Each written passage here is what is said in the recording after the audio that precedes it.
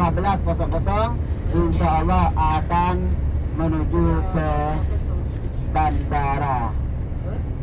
Jadi nanti kita akan istirahat sejenak untuk ngambil ataupun menunggu makan siangnya pakai box, yaitu Wong Solo. Wong Solo. Kalau Pak Suparto dan Bu Nurhayati mungkin sudah biasa dengan Wong Solo ya. Jadi makan siangnya nanti Wong Solo, terserah jemaah mau dimakan di bis silakan atau dimakan di bandara. Pak Jokowi itu. Nah, Jokowi. Nah, tapi saya ingatkan kembali jangan sampai lupa karena perjalanan jemaah masih jauh dan masih menempuh beberapa waktu sholat. Silakan nanti sholat duhur di jamaah. Kalau misalkan bisa di jemaah takdim, silahkan di jemaah takdim. Kalau misalkan bisa di jemaah takhir, di jemaah takhir saja. Bagaimana kekompakan para jemaah nanti biar Pak Suparto dan Bu Nur yang akan memberitahu ataupun mengasih info untuk jemaah takdim atau jemaah takhirnya atau jemaah lainnya tidak apa-apa ya, karena banyak ustaz katanya, ada Ustaz Amin, Ustaz Agus, Ustaz Fatur, Pak Haji juga ada. Ustaz Parto. Ustaz Parto. Satu abad NU. Kita tetap niat jemaah takhir. Karena kalau kita niat jemaah takhir, soalnya maka kita tidak akan mendapatkan dosa. Kalau kita tidak niat, maka akan mendapatkan dosa karena meninggalkan sholat. Tapi jangan dijamak duhur, asar, maghrib, isya ya. Jangan digabung. Jangan digabung ya. Itu bukan jamak namanya, itu borong. Borong sholat namanya. Ini duhur dengan asar kan masih lama waktunya. Check-innya nanti jam 2 untuk masuk airport dan di sana kan ada pasti WC untuk sholat, untuk ambil wudhu silahkan di jemaah takdim biar enak. Dan maghribnya nanti di jemaah takhir juga. Kalau subuh tidak bisa ya.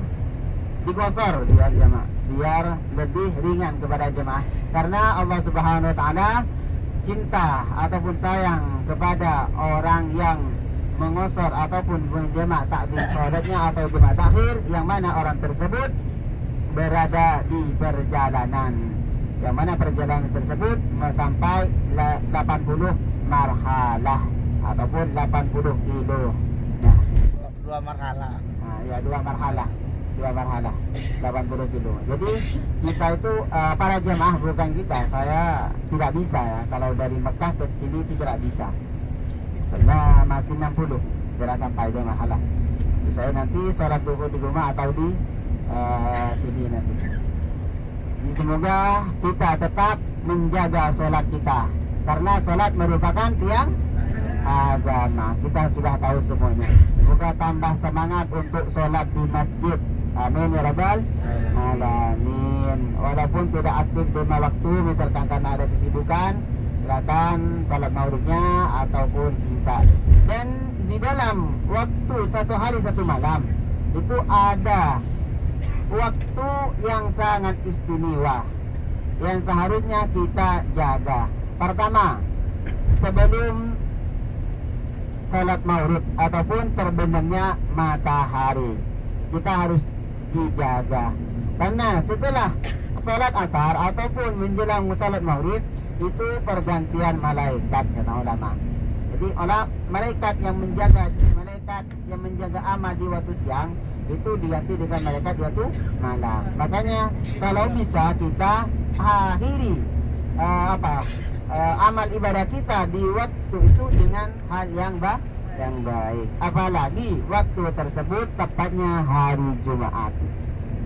Kalau bisa kita setelah salat asar 1 jam sebelum terbenamnya matahari itu kita gunakan untuk beribadah. Walaupun kita sibuk dengan anak kita, suami kita, membaca salawat dan istighfar. Dan juga kedua, di waktu antara maghrib dan isya itu tidak menentukan kita di masjid atau di rumah, tidak. Yang penting di waktu maghrib dan isya kita beribadah, itu sangat banyak pahalanya, banyak keutamaannya. Dan yang kedua, sebelum sholat subuh Itu salat fajar, salat tahajud. Ada yang mengatakan salat tahajud, ada yang mengatakan salat qobliyatas subuh. Seperti itu. Tapi kalau bisa kita bangun sebelum salat subuh. Kalau kita bangun setelah salat subuh, maka setan akan kecil di kuping kita. Mau kuping kita jadi misi setan? No? Tidak kan? Nah, kalau bisa kita bangun sebelum adzan subuh.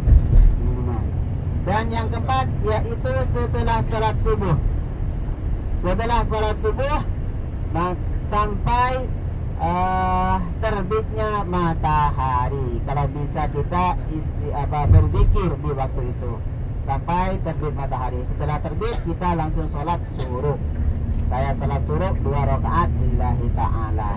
Kalau bisa dengan sholat duha. Tidak bisa misalkan sholat subuh di Indonesia jam 5 Ustaz, kita berangkat jam 5.50. Bagaimana untuk kita beribadah ngaji lainnya? Silakan berdoa, berzikir di dalam mobil masing-masing atau di perjalanan. Ya, karena kata tadi ibadah bukan cuma untuk sholat dan juga untuk ngaji. Kita membantu orang. Paling kecil ibadah umat Nabi Muhammad yaitu menyingkirkan duri yang berada di jalan, di tengah jalan. Bahkan ada jalan, ada durinya di jalan. Itu amal yang paling kecil. Ataupun ada batu di jalan, itu merupakan amal yang paling kecil. Gitu. Semoga kita bisa mengamalkan hal-hal yang kecil. Jadi dimulai dari yang kecil, insya Allah yang besar kita akan dapat. Begitu juga dengan dunia. Kita kan kalau misalkan masalah dunia, bangun usaha kecil-kecilan dulu, terus kita tambah besar. Seperti itu juga dengan amal kita, dengan amal ibadah kita, pekerjaan ibadah kita. Dari yang kecil, salawat 10, tambah lagi, duha 2 rakaat, ada waktu lagi, tambah lagi, seperti itu. Dan orang untuk istiqomah itu sulit. Untuk istiqomah sulit.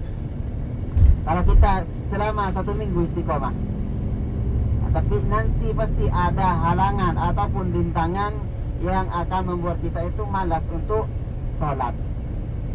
Misalkan sholat duha tiap waktu, setiap hari selama 1 minggu. Satu ketika kita ada pekerjaan yang rumit misalkan, nah, tapi ada waktu senjang misalkan, ada waktu yang terbuang setengah jam misalkan, karena kita sibuk dengan pekerjaan kita, pikiran kita tidak tenang, kita malas untuk mengerjakannya.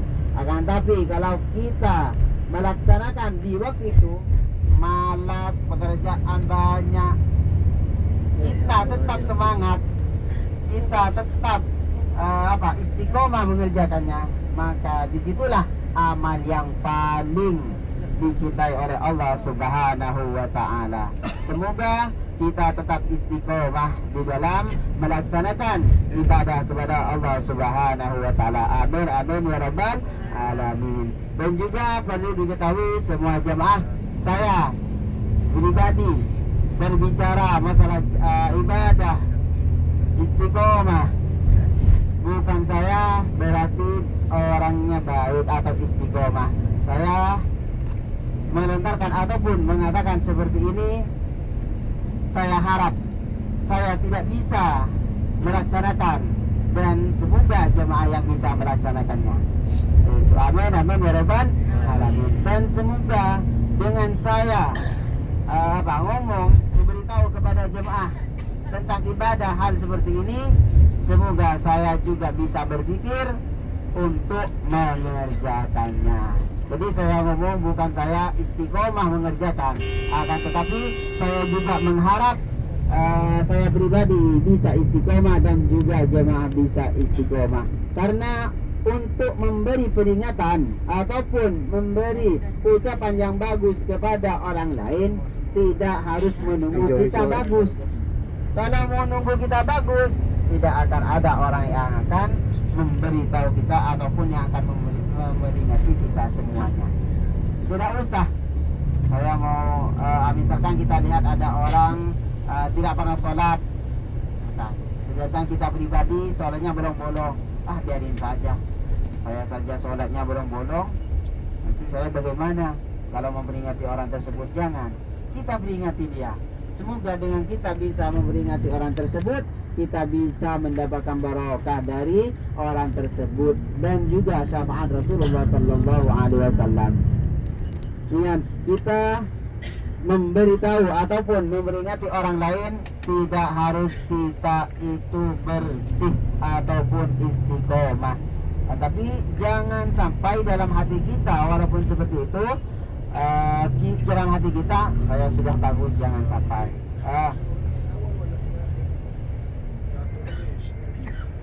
ايوه سوي لفوه مسجد قصص.